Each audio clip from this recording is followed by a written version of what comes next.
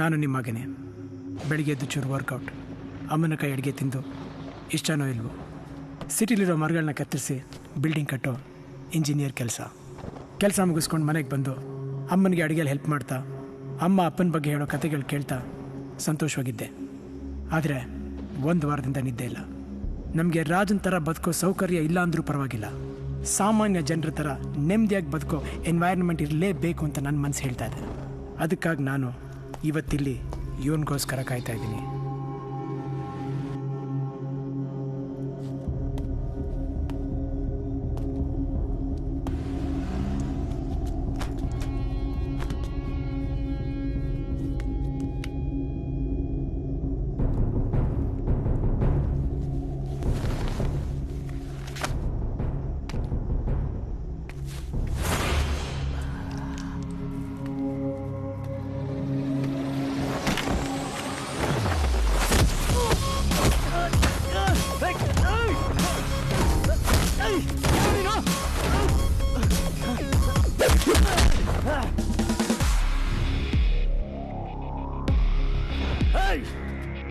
ಯಾರು ನೀನು?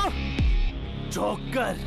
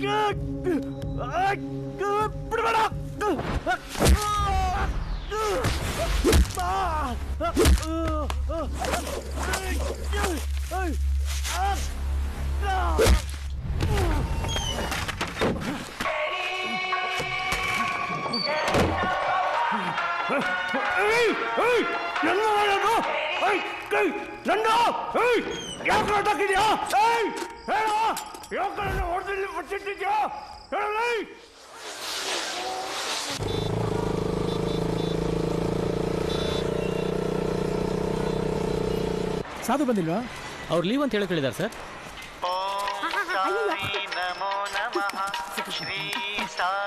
ಸುಳ್ಳು ಹೇಳಿದ್ರೆ ಸಾಯಿಬಾಬಾ ಶಿಕ್ಷೆ ಕೊಡ್ತಾನೋ ಇಲ್ಲೋ ಗೊತ್ತಿಲ್ಲ, ಆದರೆ ಸಿಕ್ಕಾಕಳ ತರ ಮಾಡೋದಂತೂ ಗ್ಯಾರಂಟಿ. ಮೇಸ್ತ್ರಿ ಆಚೆ ಬಾ. ಫೋನಲ್ಲಿರೋ ಸಿನಿಮಾನ ಜನ ನಿಂತ್ಕೊಂಡು ನೋಡ್ತಾ ಇರೋ ತರ ಎಲ್ಲ ಪಬ್ಲಿಕ್ ಲಾ ಕಾಲೇಜ್ ನಡೀತಾ ಇದ್ದ ಗಲಾಟಿನ ಸುಮ್ಮನೆ ನೋಡ್ತಾ ನಿಂತಿದ್ರು. ಆದ್ರೆ ನೀವು ಮಾತ್ರ ಒಳಗೆ ನುಗ್ಗಿ ಆ ಹುಡುಗನ್ನ ಕಾಪಾಡಿದ್ರಲ್ಲ, ಅದು ಹಸಿದು ಮಲಗಿರೋ ಬೋನಲ್ಲಿರೋ ಸಿಂಹಕ್ಕೆ ಏನು ನೋಡ್ದಂಗೆ. ಇದು ಸ್ವಲ್ಪ ರಿಸ್ಕ್ ಅನ್ಸಲಿಲ್ವಾ ಇಂಜಿನಿಯರ್? ಸಾಧು ಮನುಷ್ಯ ಹುಟ್ಟಿದ ಮೇಲೆ 4 ಜನಕ್ಕೆ ಯೂಸ್ಫುಲ್ ಆಗಿರ್ಬೇಕು, ಮಧ್ಯದಲ್ಲೇ ಬಿಟ್ಟು ಹೋಗ್ಬಾರ್ದು. ನಾನು 4 ಜನಕ್ಕಲ್ಲ, ಆಲ್ರೆಡಿ 5 ಜನಕ್ಕೆ ಯೂಸ್ಫುಲ್ ಆಗಿದ್ದೇನೆ ಇಂಜಿನಿಯರ್. ಅದು ನಮ್ಮ ಮನೆಯವ್ರಿಗೆ. Today I am in leave. ನಾನು ರಜೆಯಲ್ಲಿದ್ದೀನಿ. ರಾಜಾನೇ ಐ ಆಮ್ ಸಾರಿ. ಏನ್ ಇಂಜಿನಿಯರ್ ಸರ್, ಯಾವ್ದೋ ಬ್ಲಾಕ್ ಫ್ಲಾಗ್ ಎಲ್ಲ ಹಾಕೋಬಿಟ್ಟಿದ್ದೀರಾ? ಲಾ ಕಾಲೇಜಲ್ಲಿ ಗಲಾಟೆ ಆಯ್ತಲ್ಲ, ನನ್ನ ಕಡೆಯಿಂದ ಒಂದು ಚಿಕ್ಕ ಪ್ರತಿಭಟನೆ. ಸರ್ ಇವಾಗೆಲ್ಲ ಜನ ಫೇಸ್ಬುಕ್ ವಾಟ್ಸಪ್ ಟ್ವಿಟರ್ ಅಂತ ಕಡೆ ಪೇಜ್ ಗಟ್ಟಲೆ ಬರೀತಾರೆ, ಅದೆಲ್ಲ ಬರೀ ಲೈಕೋಸ್ ಅಷ್ಟೇ. ಇಂಟಿಯಲ್ಲವರು ಕಪ್ ಬಟ್ಟೆ ಕಪ್ ಫ್ಲಾಗು ಕ್ಯಾಂಡಲ್ಗಳನ್ನ ಇಟ್ಕೊಂಡು ಪ್ರತಿಭಟಿಸ್ತಾರೆ. ಬ್ರೋ ಇನ್ನು ಕೆಲವರು ಕಪ್ಪು ಚಡ್ಡಿ ಹಾಕೊಂಡು ಪ್ರತಿಭಟಿಸ್ತಾರಂತೆ, ಕೇಳಿದ್ರೆ ಗೌಪ್ಯ ಪ್ರತಿಭಟನೆ ಅಂತಾರೆ. ಏನ್ ಸರ್ ನಿಮ್ ಪ್ರತಿಭಟನೆ ಶೂನಲ್ಲೂ ತೋರಿಸ್ತಾ ಇದ್ದೀರಲ್ಲ? ರೀ ಕೆಲಸ ನೋಡ್ರಿ. ಇನ್ನೇನ್ ಸರ್, ಆ ಲಾ ಮಿನಿಸ್ಟ್ರಿ ಮಾಡಿರೋದು ಅಂತ ಎಲ್ಲರಿಗೂ ಗೊತ್ತು. ತಾಕತ್ತಿದ್ರೆ ಹೋಗಿ ಅವ್ನ ಕಾಲಲ್ಲಿ ಹಿಡಿದು ಕೇಳಿ. ಅದು ಬಿಟ್ಟು ಬ್ಲ್ಯಾಕ್ ಫ್ಲಾಗ್ ಹಾಕೊಂಡು ಓಡಾಡ್ತಾ ಇದ್ದೀರಲ್ಲ, ಆಗೋದು ಮಾಡಿ ಸರ್.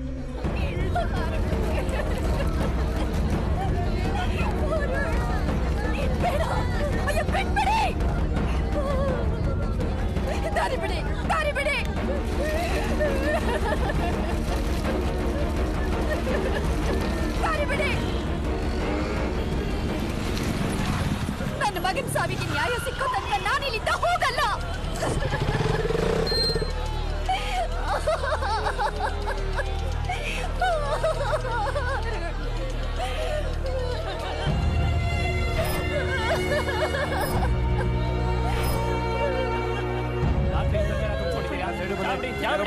ನೋಡಮ್ಮ, ಟ್ರಾಫಿಕ್ ಎಲ್ಲ ಬ್ಲಾಕ್ ಆಗಿದೆ.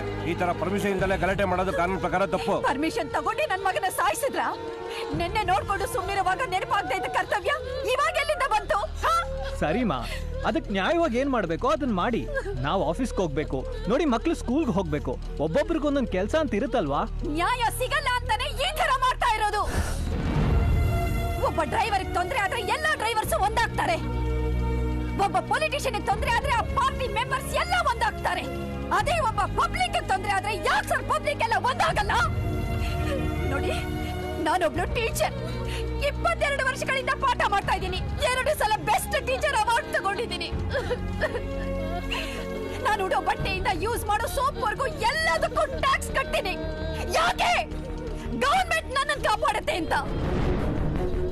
ನಾನ್ ಕಟ್ಟಿರೋ ಟ್ಯಾಕ್ಸ್ ದುಡ್ಡಲ್ಲಿ ಸಂಬಳ ತಗೋತಿರೋ CM, MP, MLA, collector, police ಎಲ್ಲರೂ ನನಗೆ ಉತ್ತರ ಕೊಡ್ಬೇಕು. ನಾನು ಮದುವೆ ಆದಾಗ ಗವರ್ಮೆಂಟ್ ಹೇಳ್ತು ಪಾಪ್ಯುಲೇಷನ್ ಕಂಟ್ರೋಲ್ ಮಾಡ್ಬೇಕು, ಮನೆಗೆ ಒಂದು ಮಗು ಸಾಕು ಅಂತ. ಸರ್ಕಾರಕ್ಕೆ ಬೆಲೆ ಕೊಡ್ಬೇಕು ಅನ್ನೋ ಕಾರಣಕ್ಕೋಸ್ಕರ ನಾನು ಒಂದೇ ಒಂದು ಮಗುನ ಹೆತ್ತೆ. ಆ ಒಂದು ಮಗುನು ಸರ್ಕಾರ ಕಾಪಾಡ್ಲಿಲ್ಲ, ಹೊಡೆದು ಬಡ್ದು ಸಾಯಿಸ್ಬಿಟ್ರು. ಇದಕ್ಕೆಲ್ಲ ಕಾರಣ ಯಾರು ಅಂತ ನಿಮಗೆ ಗೊತ್ತಿಲ್ವಾ? ಮೀಡಿಯಾ ಗೊತ್ತಿಲ್ವಾ? ಪೊಲೀಸ್ಗೂ ಗೊತ್ತಿಲ್ವಾ?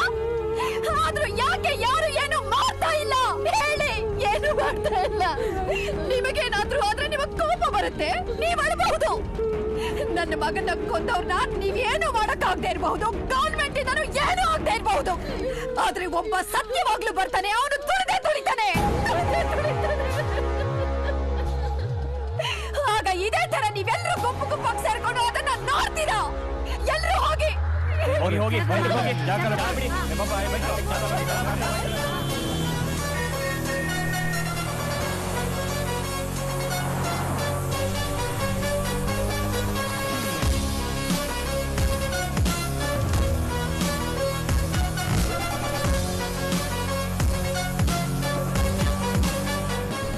Good morning sir. ಏನ್ ಮಾತಾಡ್ತಾ ಇದಾರೆ ಜನ? ಎಲ್ರು ನಗ್ತಾ ಇದ್ದಾರೆ ಸರ್. ಗಲಾಟೆ ಕಾರಣ ನೀವೇ ಅನ್ನೋದು ಎಲ್ರಿಗೂ ಗೊತ್ತು, ಆದ್ರೂ ಒಬ್ರು ಬಾಯ್ಬಿಡ್ತಾ ಇಲ್ಲ. ಲಾಯರ್ ಏನಂತಾರೆ? ಸರ್, ಆ 3 ಜನ ಸತ್ತಿರ್ಲಿಲ್ಲ ಅಂದ್ರೆ ಏನೂ ಆಗ್ತಿರ್ಲಿಲ್ಲ. ಆ ಸ್ಟೂಡೆಂಟ್ಸ್ ಅಲ್ಲಿ ಒಬ್ಬ ಟೀಚರ್, ಅವಳೇ ಪ್ರಾಬ್ಲಮ್ ಮಾಡ್ತಿರೋದು. ಏನಂತ ಯಮಂದು? ಸರ್, ಅವಳ ಹತ್ರ ಓದಿರೋರು ಈಗ ಯಾರ್ಯಾರು ದೊಡ್ಡ ಪೊಸಿಷನ್ ಇದಾರೋ ಅವ್ರನ್ನೆಲ್ಲ ಸೇರಿಸಿ ಇಶ್ಯೂ ದೊಡ್ಡದು ಮಾಡೋದಕ್ಕೆ ಟ್ರೈ ಮಾಡ್ತಿದ್ದಾಳೆ. ಅಷ್ಟರಲ್ಲಿ ನಾವೇನಾದ್ರೂ ಮಾಡಲೇಬೇಕು. ಈಗ ಏನ್ ಮಾಡೋಣ ಅಂತ ಹೇಳ್ತೀರಾ? ಯೋಚನೆ ಮಾಡಬೇಕು ಸರ್. ರಾಜೇಶ್ವರಿ, ನನ್ನ ತಮ್ಮ ಆಚೆ ಹೋಗ್ತಾ ಇದ್ದಾನೆ, ಅದೇನ್ ನೋಡು. ಬರ್ತೀನ. ಆ ಟೀಚರ್ನ ಬೇಗ ಮುಗಿಸಿ, ಯಾಕಂದ್ರೆ ನಮ್ಮ ಪಾರ್ಟಿಯವರೇ ಕಾಯ್ತಿದ್ದಾರೆ ನನ್ನನ್ನು ತಗ್ಲಾಕಕ್ಕೆ.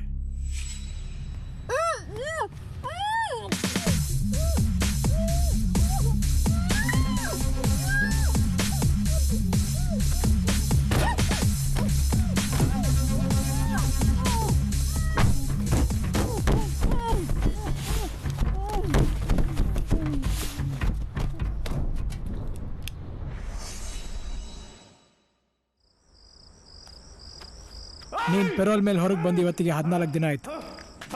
ನಾಳೆ ಕೊನೆ ದಿನ.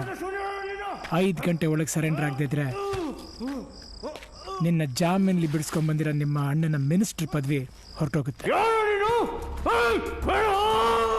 ಲಾ ಕಾಲೇಜಲ್ಲಿ ಗಲಾಟೆ ಎಬ್ಸಿ 3 ಜನ ಸಾವು ಕಾರಣ ಆದ್ನಲ್ಲ ನಿಮ್ಮಣ್ಣ, ಅವನಿಗೆ ನಾನು ಕೊಡ್ತಿರೋ ಶಿಕ್ಷೆ ಇದು. ನಿಮ್ಮಣ್ಣ ಪೊಲಿಟಿಕ್ಸಲ್ಲಿ ಮುಂದೆ ಬರೋ ಕಾರಣ ನೀನು.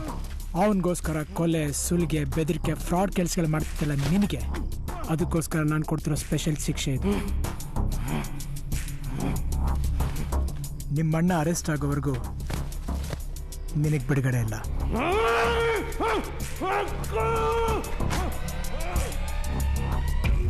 ಒಬ್ಬ ಪಬ್ಲಿಕ್ ಸಮಸ್ಯೆ ಆದ್ರೆ ಇನ್ನೊಬ್ಬ ಪಬ್ಲಿಕ್ ಬರ್ತಾನೆ ಅಂತ ನಿಮ್ಮಂತವ್ರು ಚೆನ್ನಾಗಿ ಗೊತ್ತಾಗಬೇಕು.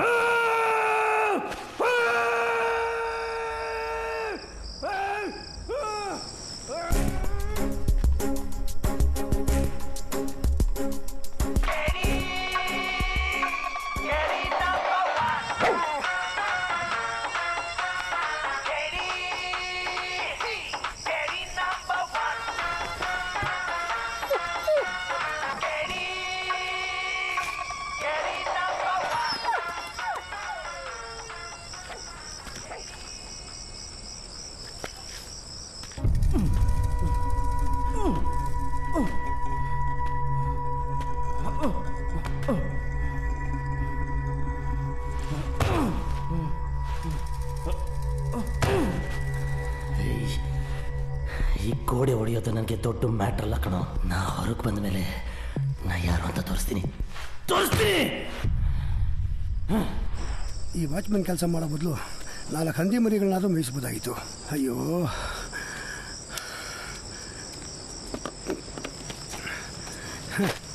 ಎರಡೇ ಸಲ ಲೂಸ್ ಮೋಷನ್ ಹೋಗಿದ್ದಕ್ಕೆ ಗಾಳಿ ಹೋಗಿದ್ದು ಬೆಲೂನ್ ಥರ ಆಗೋಯ್ತು ಹೊಟ್ಟೆ.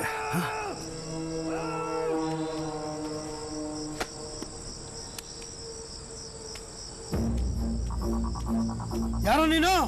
ಆ ಸುನಂದನ್ ಗಂಡ ತಾನೆ?